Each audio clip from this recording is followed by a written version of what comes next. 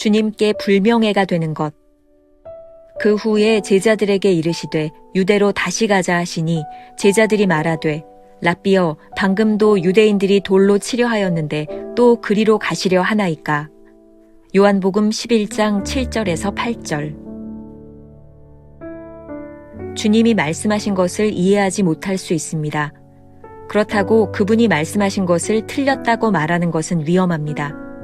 말씀에 순종할 경우 예수님께 불명예가 될지 모른다는 생각은 옳지 않습니다. 주님께 순종하지 않는 것만이 주님께 불명예가 됩니다.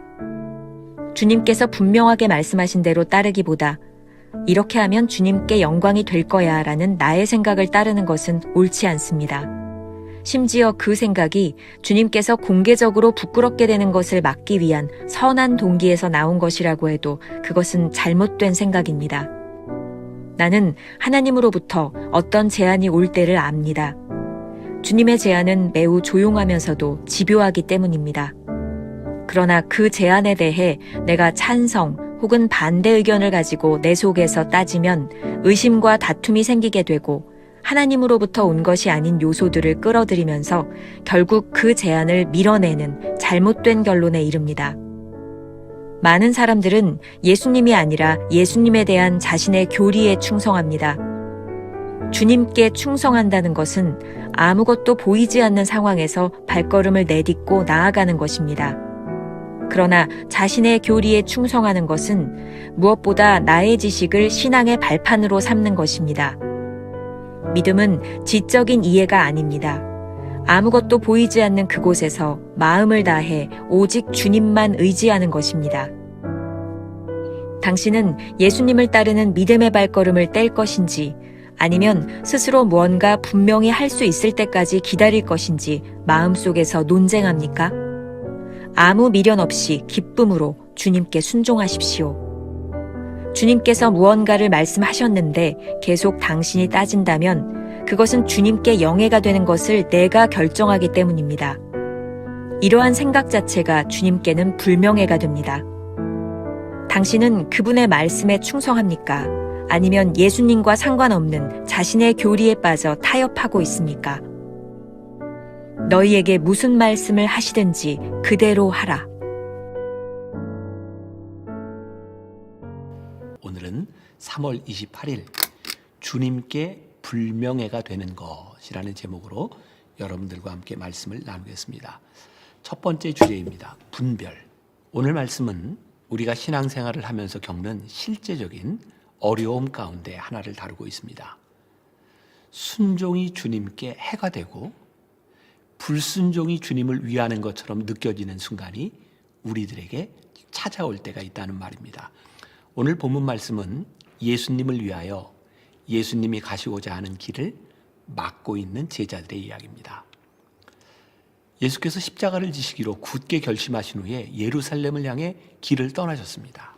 그때 예수님의 길은 유대인들이 가로막고 심지어 예수님을 배척하고 있는 상태였습니다. 그들은 더 이상 주님의 기적에 환호하며 예수님께 나왔던 우호적인 군중들이 아니었습니다. 그런데 주님께서 그들 틈으로 다시 들어가겠다고 하시니 제자들이 이 상황을 보고 어떻게 주님을 말리지 않을 수 있겠습니까? 오늘 본문 말씀의 제목이 그 원제로 보면 이렇게 되어 있어요. Isn't there something misunderstanding? 잘못 이해하고 있는 것은 아닙니까? 제가 보기에는 오늘 주님께 불명예가 되는 것이라고 하는 제목보다는 여기에 잘못 이해하고 있는 것은 아닙니까? 라고 하는 요 구절에 오늘 주제에 아주 적절한 내용이 담겨져 있는 것 같습니다. 왜 제자들은 지금 주님의 길을 막고 있나요? 그들의 의도가 분명합니다. 예수님께 피해가 가지 않도록, 불명예스러운 일이 일어나지 않도록 예수님을 가로막고 있습니다. 주님께 불명예가 된다면 우리도 모두 그 길을 막지 않겠습니까? 챔버스가 이렇게 말을 합니다. 주님이 말씀하신 것을 이해하지 못할 수 있습니다. 그렇다고 그분이 말씀하신 것을 틀렸다고 말하는 것은 위험합니다. 말씀에 순종할 경우 예수님께 불명예가 될지 모른다는 생각은 옳지 않습니다. 성공을 디자인하라 라는 책이에요. 여기에 아주 제가 인상적인 예화 하나를 번역했는데, 어느 전투함의 함장이 항해를 하면서 어둠 속을 응시하고 있는데 멀리서 희미한 불빛이 보입니다. 그대로 가면 배가 정면으로 부딪힐 것 같은 상황에 처하게 되죠. 그래서 신호를 보냅니다. 앞에 있는 배, 당신의 진로를 남쪽으로 10도 돌리시오. 그러자 신속하게 저쪽에서 답변이 왔습니다. 당신의 진로를 북쪽으로 10도 돌리십시오. 함장은 자신의 메시지가 무시되었다고 생각하고 화를 내며 두 번째 메시지를 보냈습니다. 당신의 진로를 남쪽으로 10도 돌리시오. 이 배는 구람이요. 상대방에게서 메시지가 왔습니다. 당신의 진로를 북쪽으로 10도 돌리시오. 여기는 등대요. 아무리 전함이라고 해도 고정되어 있는 등대를 움직이도록 할 수는 없는 것입니다. 절대로 움직일 수 없는 것이 기준이 되는 것입니다. 주님께서 우리들에게 무언가를 말씀하실 때 그 명령을 바꿀 수는 없습니다. 우리가 이해하지 못한다는 이유로 말입니다. 우리가 아무리 주님의 영광을 위한다는 선한 동기를 가지고 하는 일이라도 순종하지 않는 것은 엄연한 불순종이다.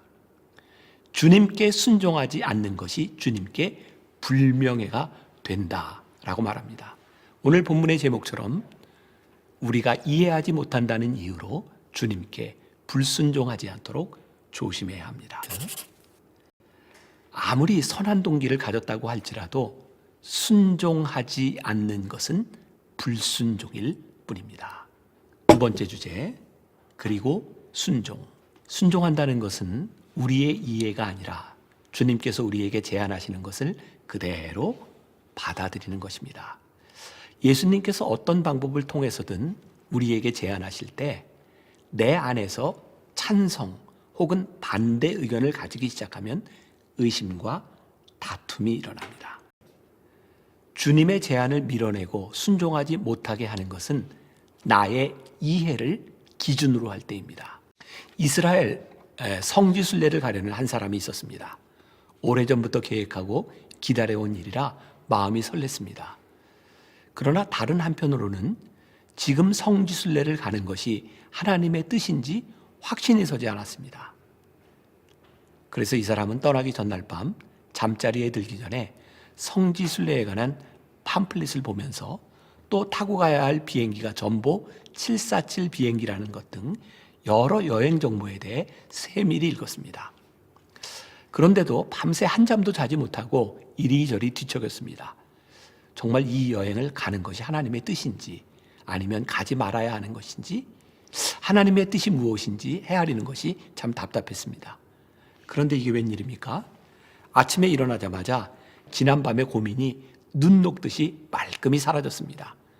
왜냐하면 그녀가 아침에 일어나자마자 탁상에 놓여있는 시계를 보니 일어난 시간이 7시 47분을 가리키고 있는 것이었습니다. 그래서 이 여행이 하나님의 뜻이라고 확신하고 여행을 떠났다는 이야기입니다. 아니, 전보 747 비행기와 7시 47분에 일어난 것이 대체 무슨 연관이 있겠습니까? 많은 신앙인들이 범하는 오류 중에 하나가 있습니다. 주님께 충성하기보다는 우리가 가지고 있는 주님에 대한 관념 혹은 교리에 집착합니다. 우리들이 하나님의 일을 할 때 내가 이해할 수 있는 방식의 어떤 사건들을 우리들이 늘 기대하고 있다는 것이죠. 자, 챔버스의 글을 조금 인용합니다. 자신의 교리에 충성하는 것은 무엇보다 나의 지식을 신앙의 발판으로 삼는 것입니다. 믿음은 지적인 이해가 아닙니다. 아무것도 보이지 않는 그곳에서 마음을 다해 오직 주님만 의지하는 것입니다. 우리의 주저함은 자신이 납득할 만한 충분한 이해와 분명한 지식을 바라기 때문입니다. 그런데 이러한 주저함과 논쟁으로 이어지는 결론이란 결코 주님을 명예롭게 하지 못할 것입니다.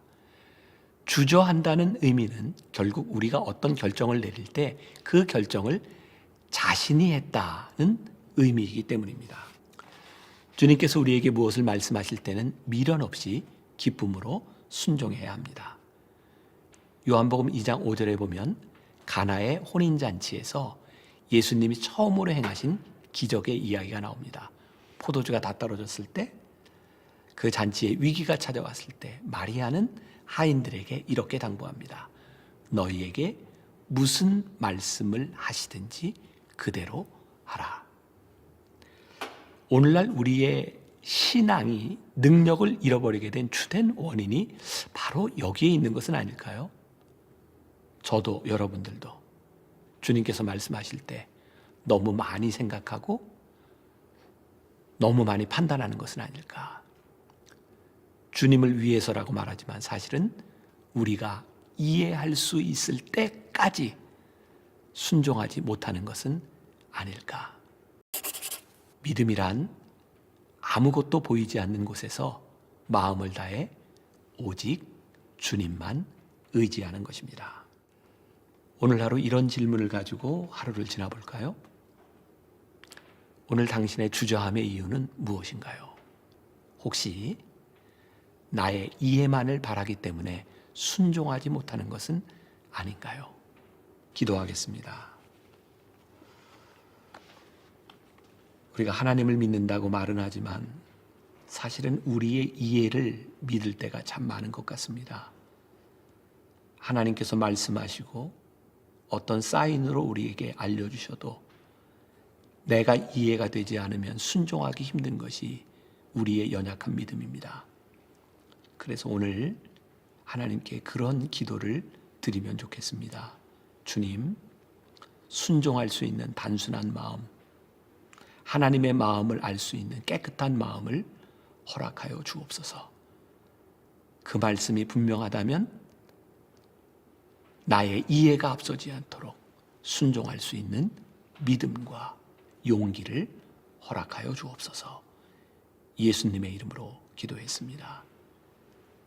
아멘.